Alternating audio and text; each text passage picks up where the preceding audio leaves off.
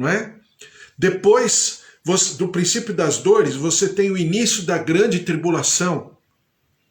E dentro dessa situação de todos esses eventos, né, existe o arrebatamento. Aí eu pensei com você, por que existe o arrebatamento nesse burburinho todo, nessa convulsão toda? Exatamente porque é quando o grupo, aí eu falei para você, dos 3 grupos é quando o grupo gentílico, mas aquele grupo que Paulo diz que foi anexado à comunidade de Israel porque cumpriu o propósito de Deus e porque recebeu Jesus como Senhor e Salvador e cumpriu o propósito de Deus, que foi o quê? Viver o Evangelho, pregar o Evangelho, estabelecer o reino dos céus aqui na terra, ainda que profeticamente, mas inaugurando o reino dos céus aqui na terra. Então, esse grupo, a Bíblia fala da plenitude dos gentios, né?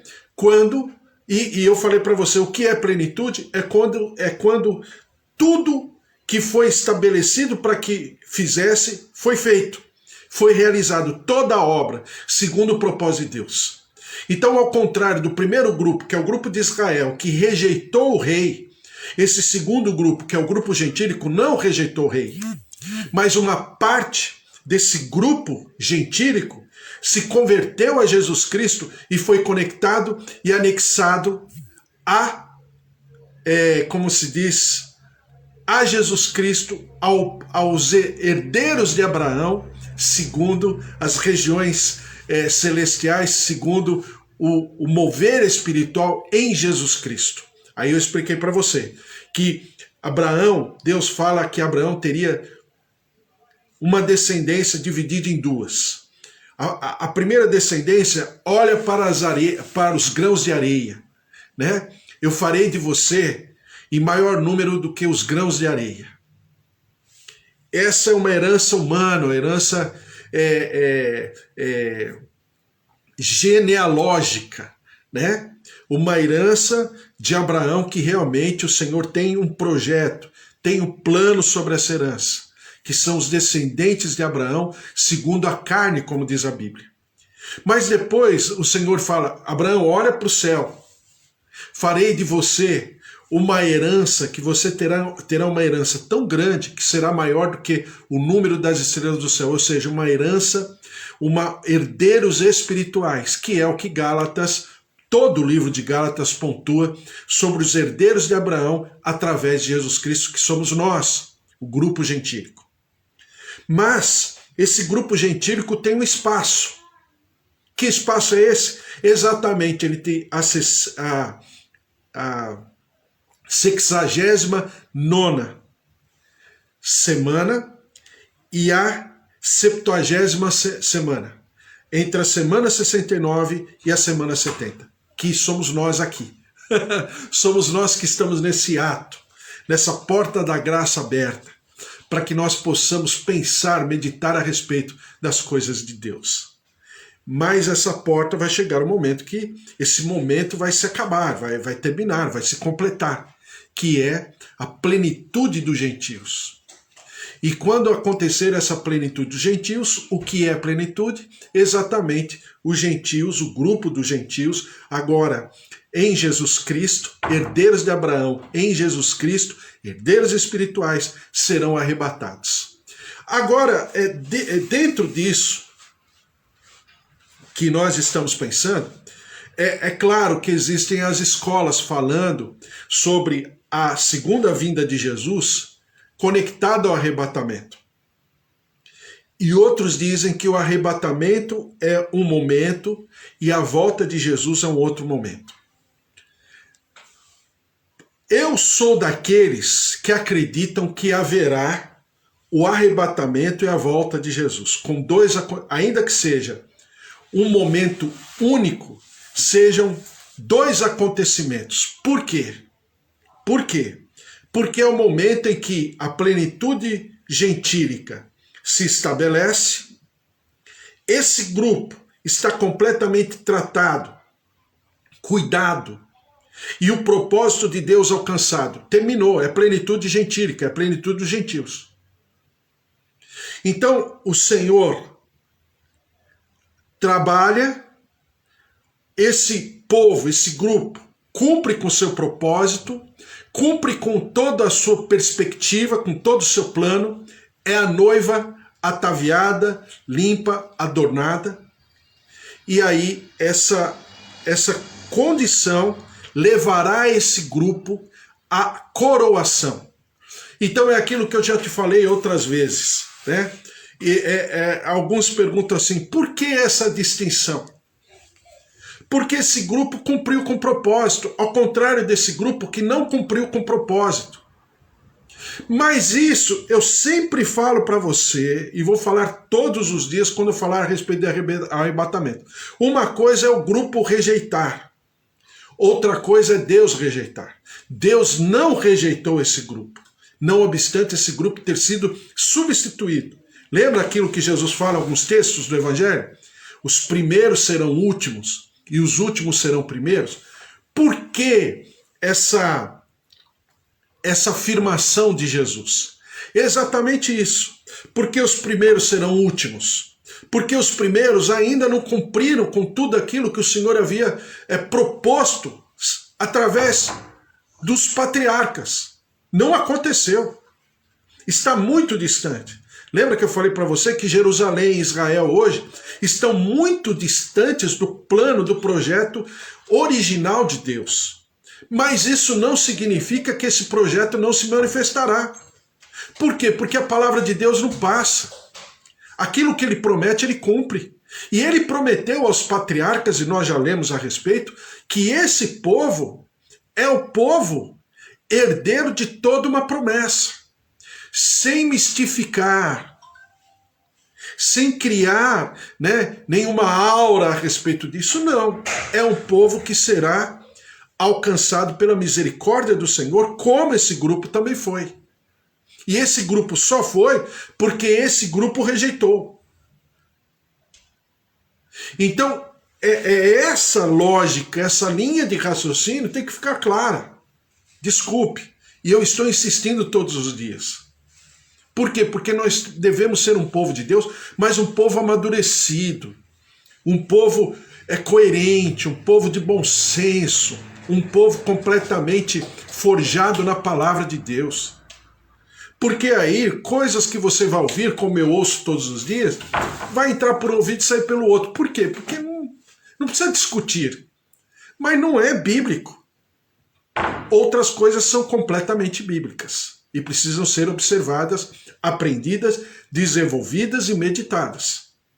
Então, esse grupo, fechado a obra, o trabalho, a plenitude, esse grupo fará o quê? Será coroado, né? Ele irá para as bodas do Cordeiro, certo? Em Mateus capítulo 21, e a gente já passou por ele, mas só para você lembrar, escatologicamente falando, o que diz Mateus 21, e ele por si só já fala, não precisa nem explicar, diz assim, Mateus 21, versículo 33. Atentai noutra parábola, havia um homem, dono de casa, que plantou uma vinha, cercou-a de uma sebe e construiu nela um lagar. Edificou-lhe uma torre e arrendou-a a uns lavradores, depois se ausentou do país. Ao tempo da colheita, enviou seus servos aos lavradores para receber os frutos que lhe tocavam. E os lavradores, agarrando os servos, espancaram a um, mataram ao outro e ao outro apedrejaram. Exatamente o que aconteceu com os profetas no passado. Jeremias, Isaías foi cortado no meio, né? Enviou ainda outros servos em maior número e trataram-nos da mesma sorte. E por último, enviou-lhes o seu próprio filho. É exatamente a presença de Jesus aqui, nesse momento. Dizendo, a meu filho respeitarão. Mas os lavradores, vendo o filho, disseram entre si, este é o herdeiro. Ora, vamos, matemo-lo e apoderemo-nos da sua herança. E agarrando-o, lançaram-no fora da vinha e o mataram. Quando, pois, vier o senhor da vinha, que fará aqueles lavradores? Responderam-lhe os próprios religiosos que estavam tramando a morte de Jesus, responderam: fará perecer horrivelmente a estes malvados e arrendará a vinha a outros lavradores que lhe remetam os frutos nos seus devidos tempos. Esse é o grupo, nós somos esse grupo, em que o Senhor, com os primeiros trabalhadores, não teve concordância, mas com o segundo grupo, que somos nós, ele vai ter concordância. Diz aqui, perguntou-lhe Jesus: nunca lestes nas Escrituras? A pedra que os construtores rejeitaram, essa veio a ser a principal pedra angular. Isto procede do Senhor e é maravilhoso aos nossos olhos. Ele está falando sobre o Salmo 118, versículo 22 e 23. Portanto vos digo que o reino de Deus vos será tirado. Olha só o que Jesus está falando do primeiro grupo. Portanto vos digo que o reino de Deus vos será tirado e será entregue a um povo que lhe produz os respectivos frutos. Ou seja, Jesus está falando, o propósito do Pai é permanente, não mudou. O propósito do Pai não pode ser frustrado. Não é assim que Jó diz? Bem sei que tudo podes, e nenhum dos teus planos podem ser frustrados.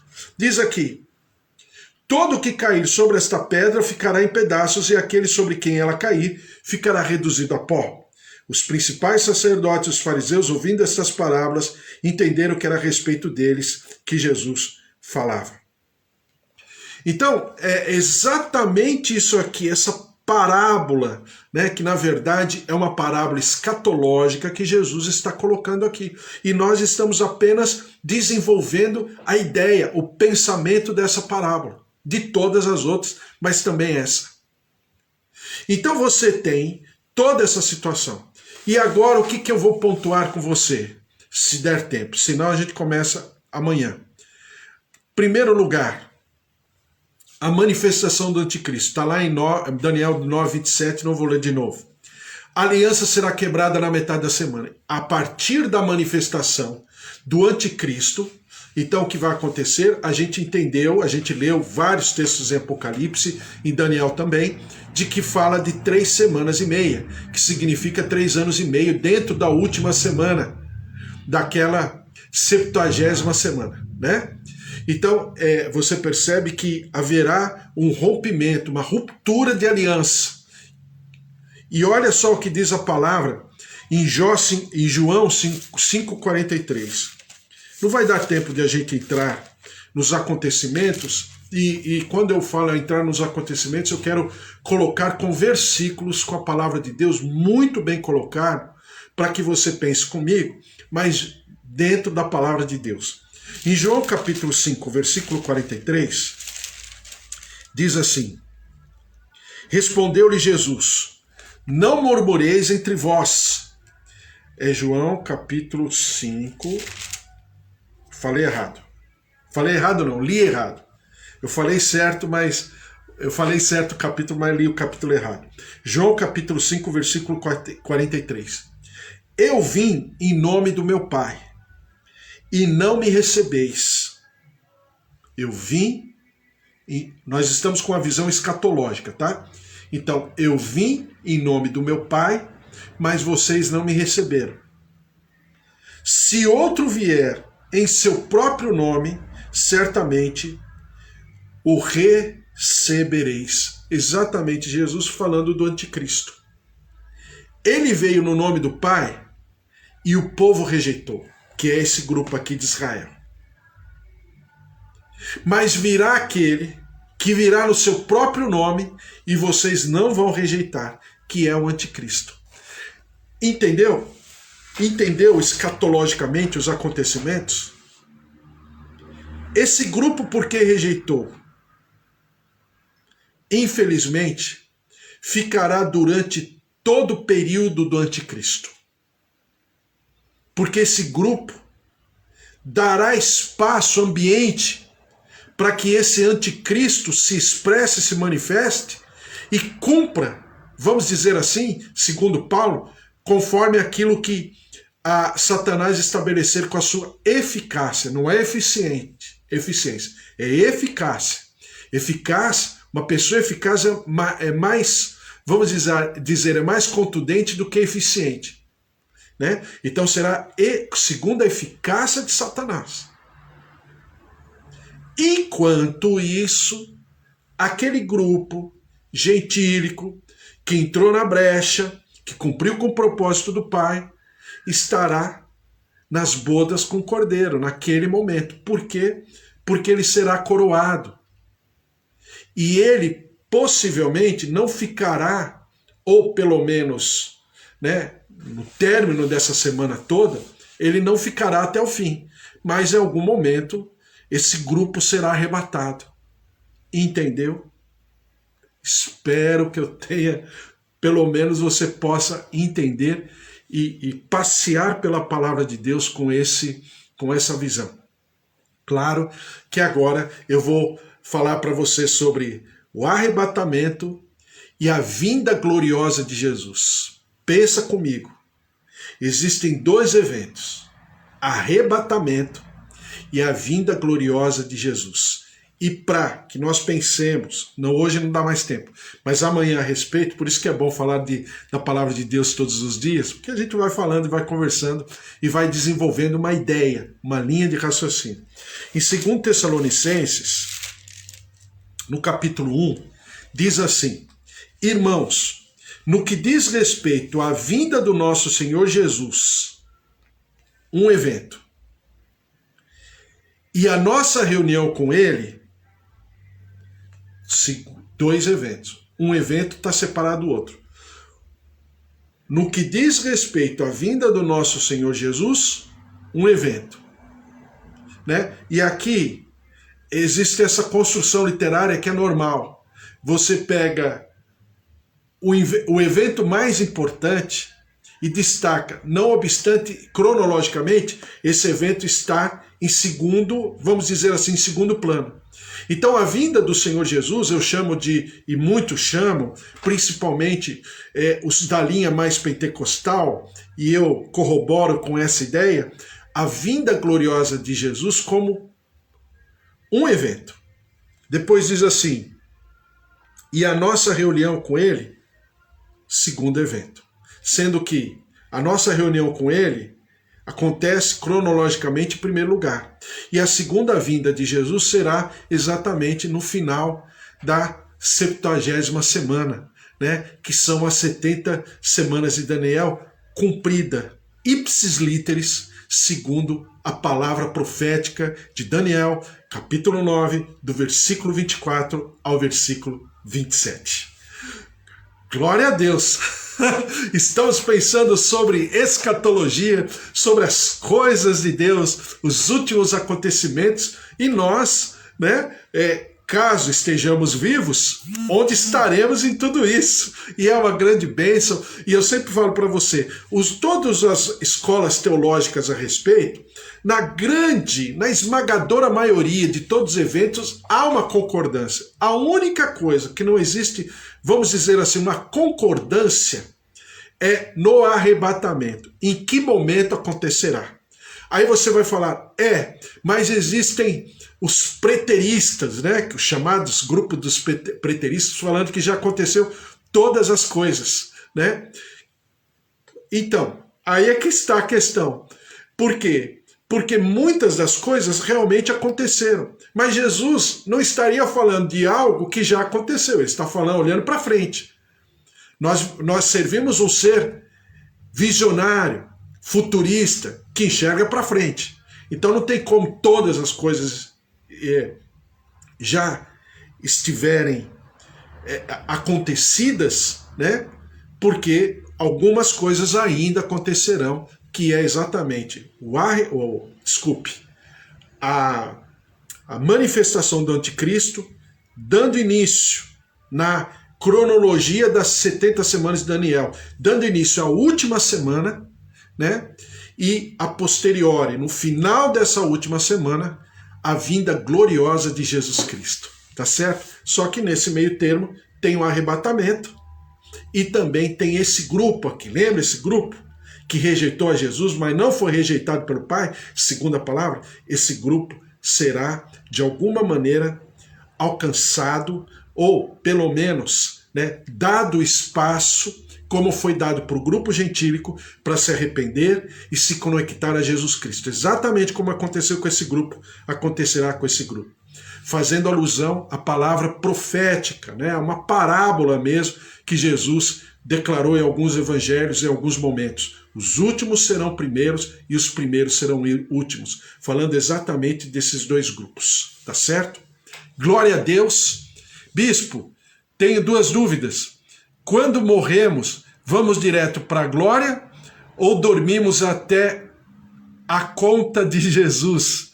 E outra pergunta, lá na glória, reconheceremos nossos queridos aqui da terra? Bom, vou começar pela segunda pergunta. Ô, Kátia. Tudo bem, Kátia? Sempre orando pela Rafa, tá? Deus abençoe você, viu, Kátia? Um beijo para todo mundo aí em Valinhos. Olha, Kátia, é o seguinte, eu vou começar pela segunda pergunta. Lá na glória, reconheceremos nossos queridos aqui da terra? Sim, Kátia. Lá na glória, nós reconheceremos, segundo está escrito, aproveitando que eu estou aberto aqui em Tessalonicenses, né? 1 Tessalonicenses, capítulo 4, versículo 13, diz assim: não queremos, porém, irmãos, que sejais ignorantes com respeito aos que dormem, para não vos entristecerdes como os demais, que não têm esperança. Pois se cremos que Jesus morreu e ressuscitou, assim também Deus, mediante Jesus, trará a sua companhia os que dormem. Ou seja, se ele vai trazer em sua companhia os que dormem, significa que nós os veremos. Aí a tua pergunta, reconheceremos? Ora, Jesus não morreu, Kátia? E depois, quando Jesus ressuscitou, ele não chamou lá para Maria Madalena? Eu não vou ler os versículos porque são conhecidas as passagens. Ele não falou para Maria Madalena, né? Maria, aí Maria Madalena, entendendo que Jesus fosse o jardineiro, mas existe uma palavra profética a respeito de Adão e a respeito de Jesus lá no jardim, né, do sepulcro, né? Então, Maria Madalena fala, Raboni, Rabi, mestre. E aí Jesus falou o que para Maria Madalena? Vai até os meus amigos e fala para eles irem até o nosso ponto de encontro. Qual era o ponto de encontro? O Mar da Galileia. Fale para eles que eu estarei esperando eles lá. E ela foi correndo contar para eles, e eles saíram, perna para quem te quer, para se encontrarem com Jesus. Ou seja, Jesus chama, né? E eu falo de Jesus na sua condição humana. Ele é 100% homem e 100% Deus. Mas na sua condição humana, que ele ressuscitou ali, porque ele é a primícia dos que dormem, como diz a palavra. Então, ele reconheceu e conversou com seus amigos. Não obstante esse texto maravilhoso, depois você tem ainda Jesus Cristo conversando com João, né? No livro de Apocalipse. Por quê? João era o seu amigo, o seu melhor amigo, no seu ministério terreno, no seu ministério humano, mas continuou sendo seu melhor amigo. E quando Jesus precisou se revelar, quem ele procurou? O seu melhor amigo. Quem é? João, o apóstolo João, segundo o livro de Apocalipse. Tá certo? Então já respondi a primeira pergunta. Bispo, tenho duas dúvidas. Quando morremos, vamos direto para a glória ou dormimos até a conta de Jesus? Quando nós morremos, o que eu entendo é que nós morremos, Kátia, e a Bíblia deixa isso muito bem claro, que para aqueles que são de Deus, eles não morrem, mas eles dormem, no sentido que de um sono, e quando nós dormimos, né, as coisas estão acontecendo ao nosso redor. O vigilante noturno está vivo, está passeando, está andando, está se movimentando. A gente dorme aqui no Brasil, mas lá no Japão o pessoal está trabalhando. Para nós, o tempo parou, estacionou, porque estamos dormindo. Mas para o Japão, para a China, para a Austrália, né, e outros países que tem uma diferença de fuso horário, às vezes mais de 12 horas, esses países, as pessoas estão trabalhando e nós estamos dormindo aqui. Para nós, entre aspas, é como se o tempo tivesse parado. Quando nós morremos, creio eu, que é exatamente a mesma sensação.